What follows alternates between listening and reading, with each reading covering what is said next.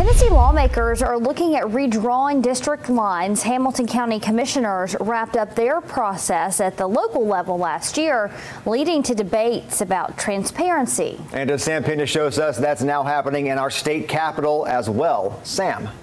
Josh, Latricia, for the first time today, we saw the proposal by Tennessee Republicans to redraw congressional lines. And the quick process in divided counties has some representatives using strong words about how this played out. I was just as shocked as myself. This is a vicious map. A new decade, but the same debate. This committee has worked diligently and timely to produce a fair and constitutional redistricting plan. Republican lawmakers revealed their proposed redistricting map. It reunites Bradley County after splitting it 10 years ago. But the biggest debate centered around splitting Davidson into 3 districts. It just appears to be a disregard for what is in the interest of the constituents. Republicans currently hold a 7-2 advantage in the state's House delegation. And Democratic leaders say splitting Nashville could take another seat from the Democratic Party. It was sort of, the process was on the fly. The Democratic committee revealed their proposed map in December. But today was the first time the Republican proposal was seen. Democrats talked about a plan that was they wanted to propose. It was not afforded the opportunity to put that to a vote. Representative Yusuf Hakeem says the process was rushed and Republicans pushed through a plan without a chance for debate. No matter what you do, okay, because they've had astronomical population growth, Middle Tennessee is going to have to get smaller to deal with that concentration of people. But Senator Bo Watson, representing Hamilton County, says it's a simple numbers problem, and the county's massive growth required a split to preserve equity. Nobody's voice is being muted. People's voice, you get one person, one vote. Everybody gets that, no matter how we draw the maps. With just a day to review the map, Democratic leaders asked for time to review the proposal. This map has been, kept under lock and key. But the new map is set to move forward. There's no further business. We're adjourned. And Hamilton County's representation remains unchanged. The map is set to proceed to the next committee, and Representative Hakeem says he will discuss the map with Republican leaders and plans to create several amendments to the proposal. The move by the CDC would be the first big update to its mask guidance since last July. Since the variant, many health experts have recommended mask upgrades. This includes N95s and KN95s, but the main recommendation is to wear something that is tight-fitting. As Omicron cases increase, what mask should people be wearing? CDC's director Rochelle Walensky says it's not one size fits all. The best mask that you wear is the one that you will wear, and the one you can keep on all day long, that you can tolerate in public indoor settings and tolerate where you need to wear it. But CDC studies show that high quality, well-fitting masks like surgical masks and N95s can decrease exposure to virus particles by about 95%. With Omicron variant, it seems that you can catch it with a briefer, smaller amount of exposure than some of the other variants. CHI Memorial's Dr. Carlos Baliero says with how easily Omicron spreads,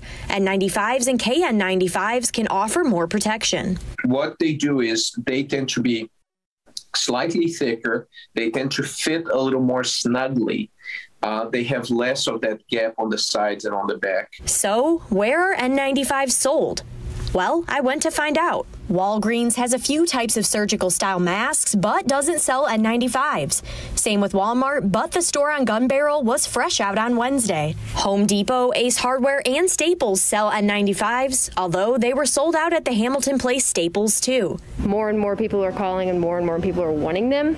Zoe Dayhuff says Ace Hardware has them in stock right now, but maybe not for long. Whenever we get them in, whenever we can get them in, we get a lot of them in, so we have them and keep them in stock for a little bit, but then they sell out again. If you can't get your hands on an N95, Dr. Baliero says any well-fitting mask is what he thinks is best. If you're going to invest in a more expensive or thicker or technically better quality mask, but it's going to be very uncomfortable and you're going to have to keep moving it or removing it, then you're losing the protection.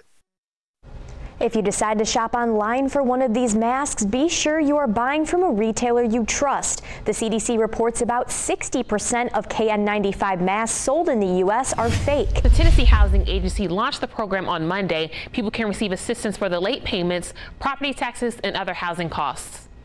So they're calling, asking how they can get help. Those administering the program say that they are already flooded with people asking for this help.